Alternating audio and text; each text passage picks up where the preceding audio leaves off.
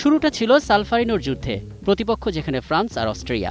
15 ঘন্টা যুদ্ধে হতাহত প্রায় 42,000 মানুষ। সুইস যুবক হেনরি ডুনান্ট ওই যুদ্ধের ভয়াবহতা নিয়ে বই লিখে আত্মমানবতা সেবায় এগিয়ে আসার আহ্বান জানান। তারই আহ্বানে এগিয়ে আসে কয়েকশো স্বেচ্ছাসেবক। প্রথমে পাবলিক ওয়েলফেয়ার সোসাইটি, এরপর কমিটি অফ 5 এবং সবশেষে গড়ে তোলেন রেড ক্রস, মুসলিম দেশগুলোতে যা রেড ক্রিসেন্ট নামে পরিচিত।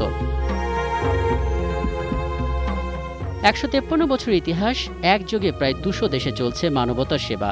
বাংলাদেশে যাত্রা শুরু 72-এর 4 জানুয়ারি।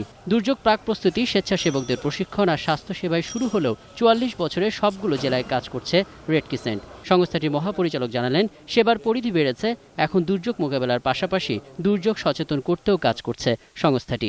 দুর্যোগ মোকাবেলা একটা কার্যক্রম, দুর্যোগ পরবর্তীকালে। তারপরে আমরা ক্যাপাসিটি বিল্ডিংয়ের জন্য, মানুষের সক্ষমতা বৃদ্ধির জন্য, মানুষের ইনকাম জেনারেশনের জন্য কাজকর্ম করে যাচ্ছি। বাংলাদেশে রেড ক্রিসেন্ট যে কাজগুলো করছে তার মধ্যে রয়েছে দুর্যোগ মোকাবেলা, স্বাস্থ্যসেবা ও শিক্ষা, যুব ও স্বেচ্ছাসেবকদের প্রশিক্ষণ, রক্তদান কর্মসূচির পাশাপাশি থাকছে সামাজিক উন্নয়নে বিভিন্ন প্রকল্প, মানবিক আইন প্রচার ও জলবায়ুর অভিযোজন। সম্প্রতি যুক্ত হয়েছে কমিউনিটি ক্লিনিক প্রকল্প। তবে দুর্যোগ প্রতিরোধে জনসচেতনতা সৃষ্টি করাকে সবচেয়ে বড় চ্যালেঞ্জ মনে করছে সংস্থাটি। আমাদের ছোট ছোট অবদান আমরা রেখে চলেছি, সেটা দুর্যোগ সংক্রান্ত, সেটা আমাদের দারিদ্র্য মোচন সংক্রান্ত। প্রতিবারের মতো এবারও রেড ক্রিসেন্ট দিবস আয়োজনের উদ্দেশ্য মানব সেবার বাণী নতুন নতুন দেশে ছড়িয়ে দেয়া, যা স্লোগান হবে সবখানে সবার জন্য রেড ক্রিসেন্ট।